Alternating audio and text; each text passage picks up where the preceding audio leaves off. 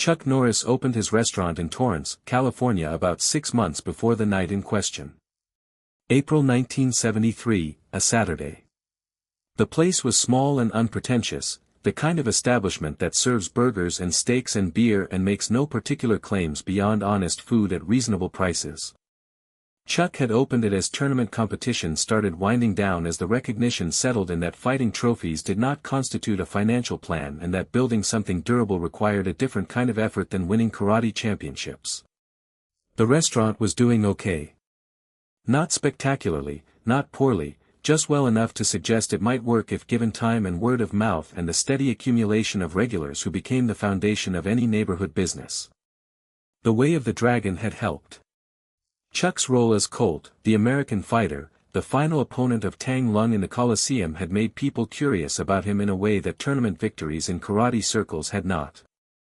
People who would never attend a martial arts competition came to the restaurant because they had seen the film and wanted to meet the man who had fought Bruce Lee on screen. Some brought friends, some became regulars. The film had done for the restaurant what no amount of karate trophies could have done. It had given Chuck Norris a face and a name that existed outside the martial arts community, and that broader recognition translated into customers.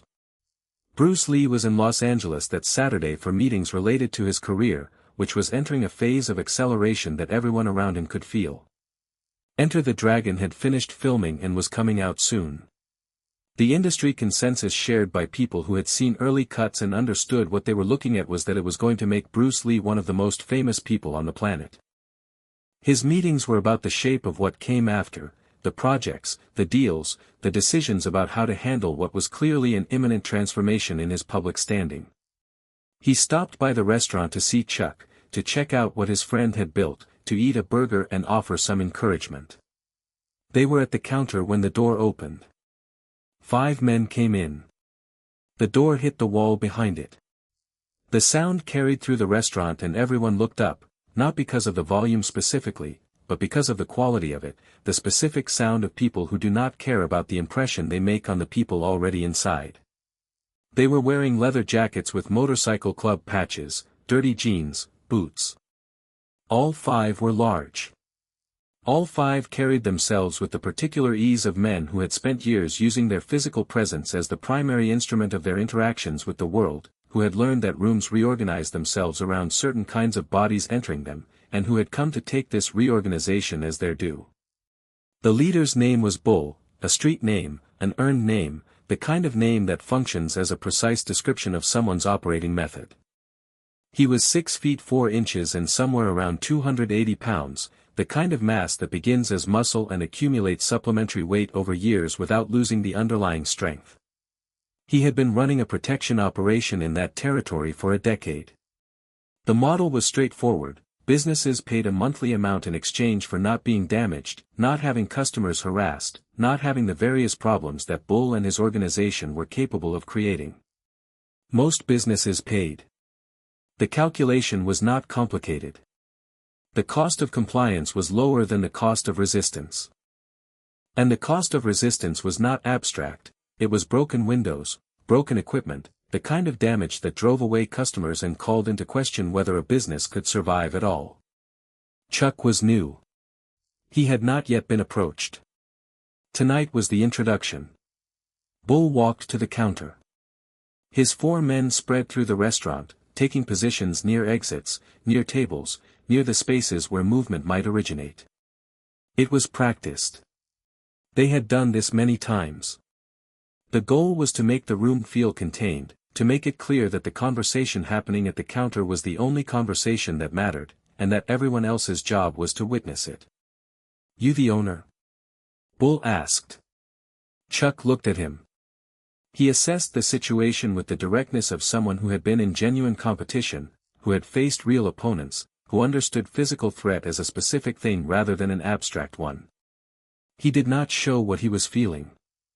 "Yeah, I'm the owner. Chuck Norris. What can I do for you?" Bull explained how things worked. The territory, the monthly payment, the protection it purchased, the alternative, which was that bad things happened. Windows broke, equipment broke, customers stopped coming, businesses died. He presented this as information rather than negotiation, as the explanation of existing reality rather than a proposal subject to discussion. He spoke with the flat confidence of someone who had delivered the speech many times and had never encountered a response that required him to adjust it. Chuck set down the rag he had been holding. He stood straight. "I'm not paying you anything. This is my restaurant. I worked for it, saved for it, built it. I'm not giving money to people who didn't earn it and don't deserve it. You want money? Work for it. Don't come in here threatening honest business owners trying to make a living." Bull's face showed what it showed when people said no, a brief passage through confusion into the specific kind of anger that comes from having one's operating assumptions contradicted. He was not used to this. He had built his operation precisely on the premise that people did not say no, that the rational response to his presence was compliance, and that the few people who initially refused eventually came around once the cost of refusal became sufficiently concrete.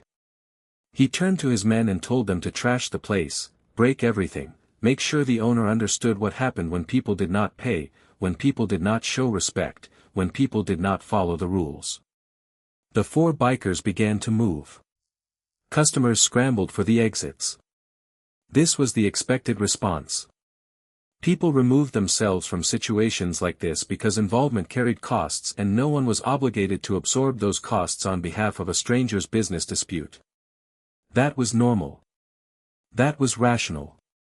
That was how people survived encounters with Bull's organization. Bruce stood up. He did not scramble. He did not move toward the exit. He stood at the counter and watched the bikers positioning themselves and assessed the situation with the same quality of attention he brought to everything physical, reading bodies, reading intent, reading the gap between where things were and where they were going. "Stop," he said. The word was not loud. It was not theatrical. It carried through the restaurant anyway with the specific authority of a voice that did not need volume to communicate seriousness. Everyone stopped and looked at him. This small Chinese man in regular clothes at the counter, looking entirely ordinary to anyone who did not know what they were looking at. Bull turned. He looked at Bruce with genuine confusion. Who was this person? What claim did he have on this situation? Why was he standing rather than leaving like everyone else? Who the hell are you? Some customer? Some Chinese guy eating burgers? This is between me and the owner. You want to keep eating, sit down, shut up. Mind your business or you get hurt too. Easy choice. Smart choice. Bruce did not sit down. This is my business. Chuck is my friend.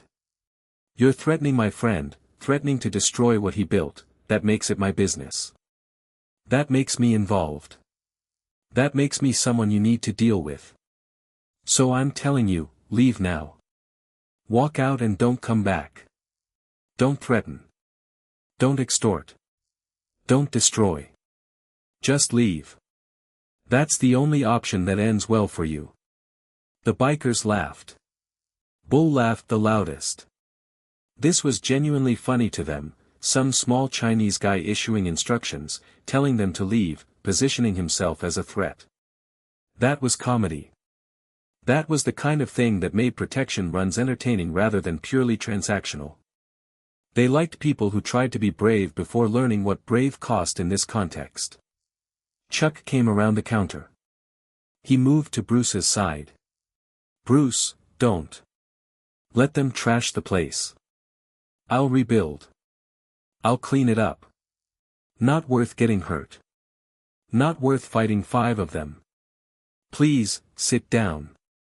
Let this happen and we'll deal with it properly afterward, through the right channels. Bruce shook his head. No. This is exactly when we fight. When bullies think they can destroy what good people build. When thugs think threats and violence solve everything. When criminals think honest people will just surrender and pay. That's when you stand. That's when you show them that not everyone is afraid, not everyone complies, not everyone surrenders their dignity. This ends here. Bull stopped finding it funny. The patience that professional intimidators maintained during the initial refusal stage had expired. Last chance. Sit down, shut up, let us do what we came to do, or you get hurt. Hospital hurt. We're not playing. We're not joking. You're making a very bad choice. Bruce stepped forward, toward Bull, toward the 5 bikers, not away from the situation, but into it. I've told you to leave. You didn't. Now you deal with the consequences. Now you learn that threatening people has costs. That thinking violence solves everything makes you vulnerable to people who actually understand violence, who actually know how to fight, who can back up what they say. Bull moved fast for his size. He had not gotten to his position by being slow, and 6 feet 4 inches, 280 pounds in motion is a substantial thing regardless of skill level. He reached for Bruce's shirt, going for the grab, intending to lift him and throw him across the restaurant.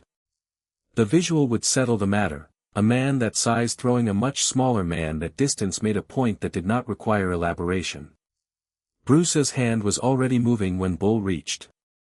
He intercepted the wrist, controlled it with a Wing Chun trap, specific grip, specific angle, specific pressure applied at the precise point that made the strength pulling against it irrelevant. That turned the mass and power into something that worked against Bull rather than for him. Bull's size did not help him, it gave Bruce more leverage to work with. Bull tried to pull back. He could not. Bruce's other hand came forward, a palm strike to the solar plexus, measured and placed with precision. Not the maximum he could generate, but enough, targeted at the anatomical location most efficiently disrupted by concentrated force. Bull's breath left him completely. His diaphragm locked, his eyes widened. His body, for all its mass and the years of violence it had absorbed and delivered, had no framework for handling this particular combination of control and impact. He stood there unable to breathe, unable to move, held by a man who weighed less than 60% of what he weighed. 3 seconds had elapsed from Bull's reach to his current state. The 4 other bikers were moving before the 3 seconds completed. They had watched their leader get controlled and struck, and they were not the kind of men who waited to assess before responding. They came at Bruce and Chuck simultaneously, distributing their numbers between the 2 men, applying the logic that had served them well in many previous situations, overwhelmed through volume, through size, through the simple arithmetic of more people hitting fewer people. Chuck took 2 of them. He was a world karate champion with multiple tournament titles across years of competitive fighting, and he moved with the specific efficiency of someone who had spent thousands of hours developing the precise techniques required to generate maximum effect with minimum waste. The first biker came in with his size and his forward momentum, and Chuck's foot caught his knee on the way, a sidekick, fast and positioned with anatomical accuracy, applying force perpendicular to the joint's operational axis. The knee hyperextended. The biker went down with a sound that communicated structural damage and stayed there.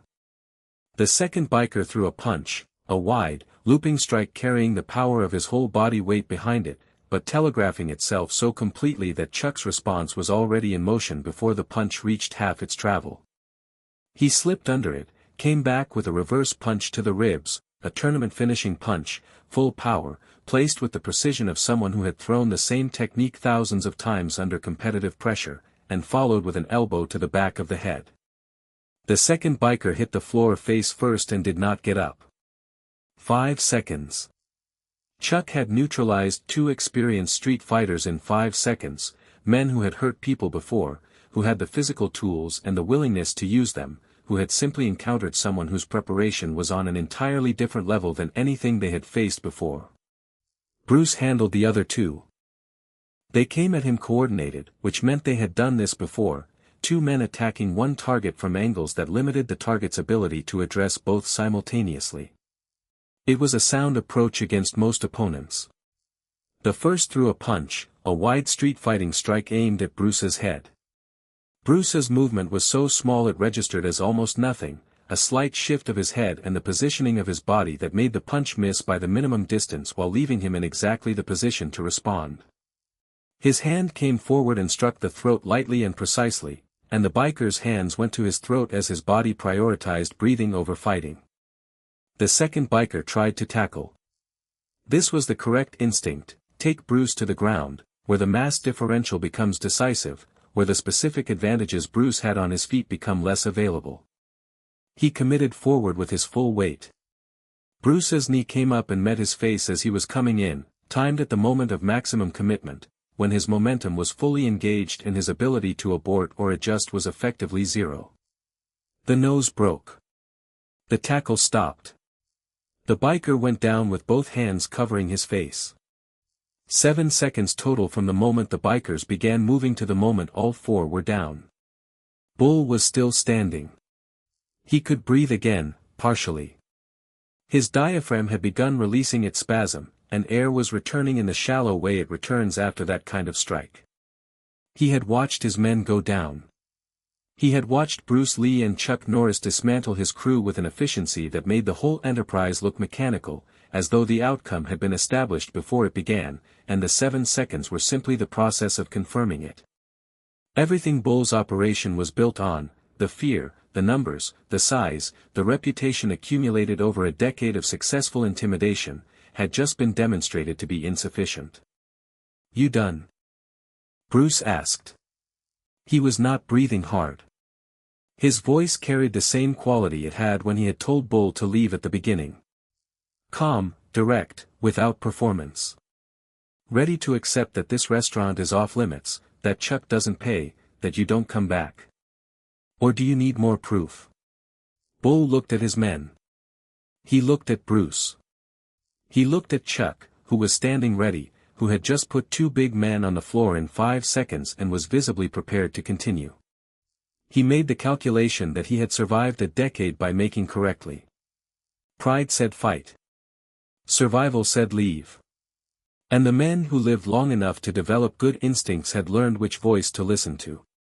"This isn't over," Bull said. It was the voice of someone trying to sound dangerous while walking away from a situation, trying to maintain some residue of threat even as the threat itself had been thoroughly disproved. He said they would be back with more men and more weapons, and that both of them would regret tonight.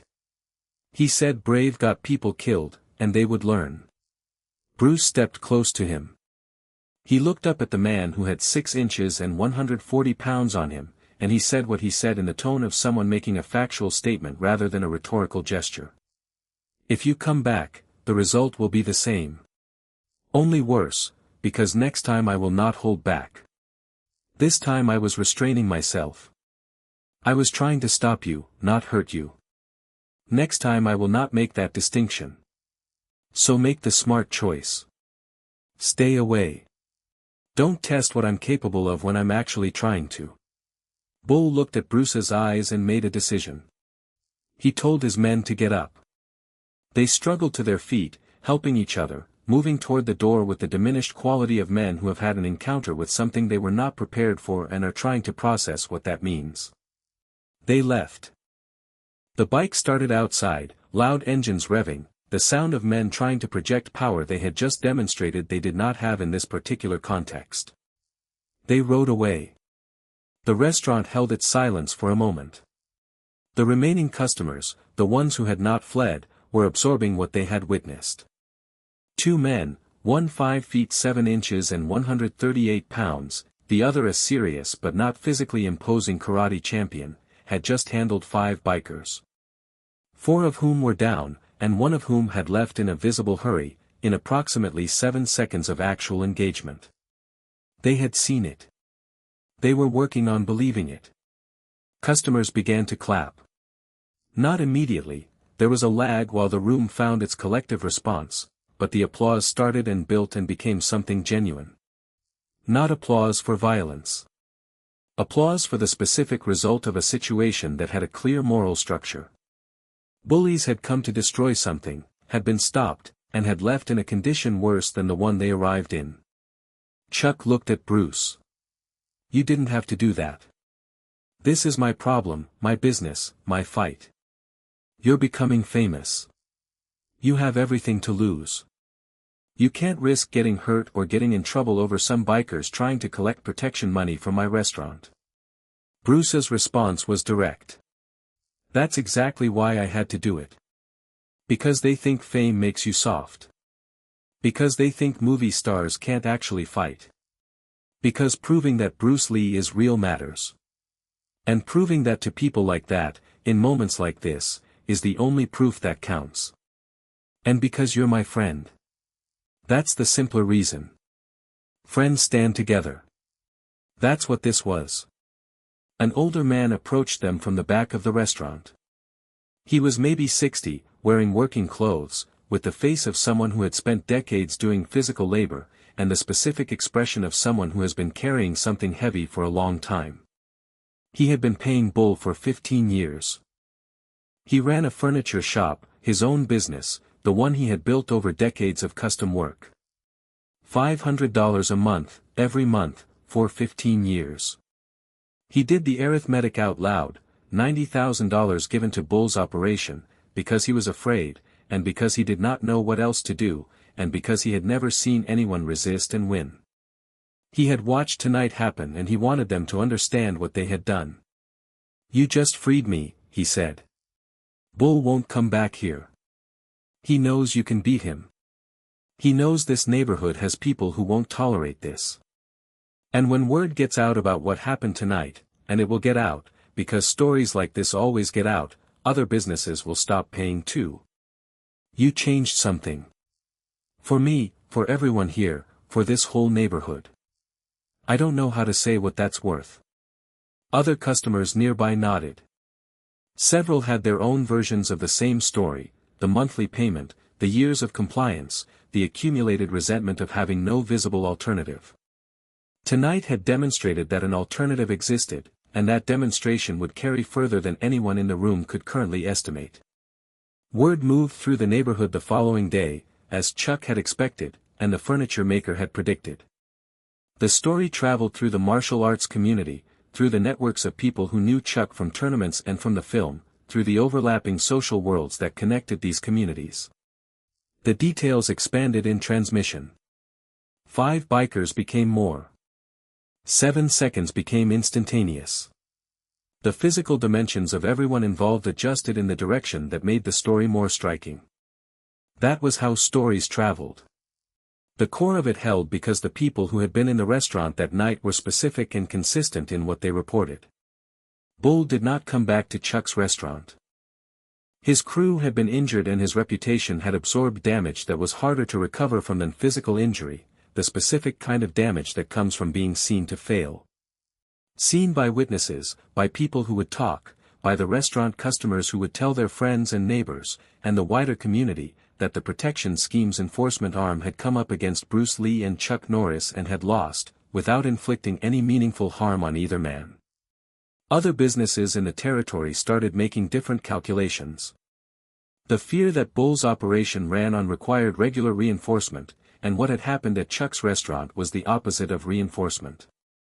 Within months, Bull had moved on, different territory, different city, different targets, people who did not have the specific combination of friends and skills that had produced the outcome at the Torrance restaurant.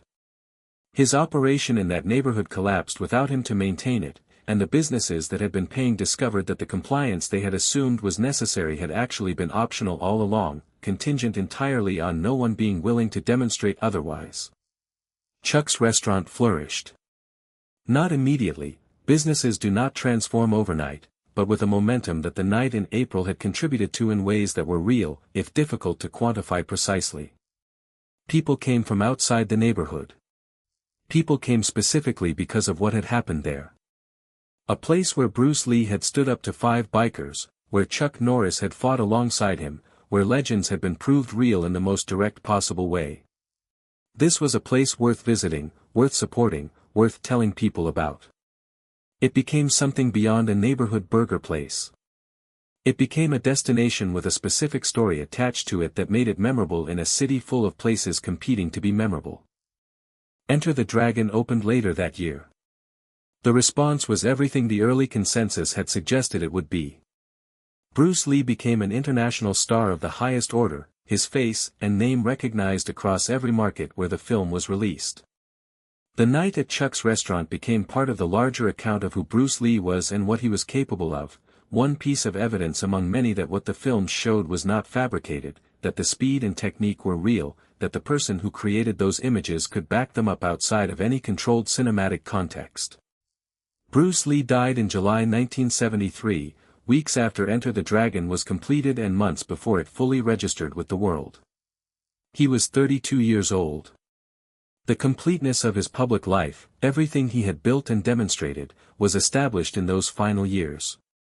And the night in Torrance was part of that completeness, one of the moments that showed who he was when no cameras were running, no choreography was planned, and someone needed help. Chuck Norris spent the following decades building his own career with the foundation that The Way of the Dragon had provided, becoming a recognizable action star in his own right, developing a body of work that made his name as durable in its own way as Bruce Lee's. He told the story of the restaurant in interviews and books and documentaries, returning to it consistently as one of the primary accounts he offered when people asked him to describe who Bruce Lee actually was. Not the image, not the films, but the person. Bruce didn't have to help, he said, in every version of the telling. He was becoming the biggest star in the world, and he had everything to lose and nothing specific to gain. But he stood up. He stepped forward. He said, "This is my business too, because you're my friend."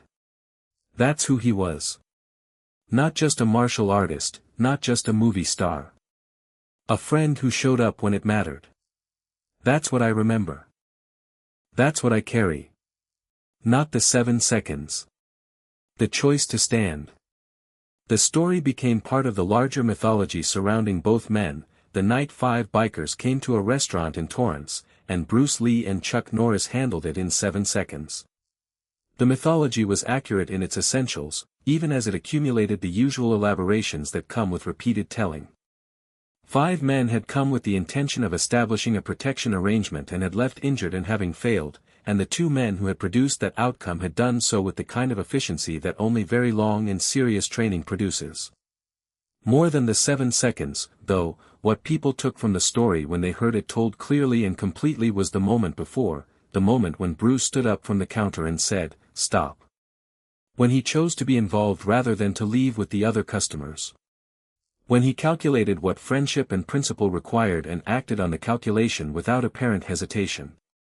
That was the moment the story turned on, and Chuck Norris knew it, and said so every time he told it. Bull had expected everyone to leave or comply. That was the foundation of his operation, the reliable human tendency to calculate the costs of resistance and find them too high, and to decide that discretion was the rational response, to remove oneself from someone else's problem rather than bear the cost of addressing it. That expectation had held for a decade. On a Saturday night in April 1973, it encountered someone who made a different calculation, and the decade of accumulated expectation turned out to be entirely contingent on never encountering that particular person at that particular moment. The restaurant stayed open for years. Customers came back. The furniture maker stopped paying Bull, and his money stayed in his own business, where he had earned it. The neighborhood changed incrementally, the way neighborhoods change when the specific force that has been shaping them is removed. And Chuck Norris built what he had been trying to build, something durable, something beyond fighting trophies, something that provided for his family and represented something he had constructed rather than won. Bruce Lee's contribution to that outcome was to stand up from the counter on a Saturday night when the rational thing was to leave, to say, "This is my business, because you're my friend," and to demonstrate once again, in a restaurant in Torrance, with no cameras present and no choreography planned, that what he said about himself, and what the films showed about him, was the same as what he actually was. That was the story. That was what happened. That was what the 7 seconds meant, and what the choice to stand up before the 7 seconds began meant, and why Chuck Norris kept telling it decades after the night it occurred, and decades after the friend who had made it possible was gone.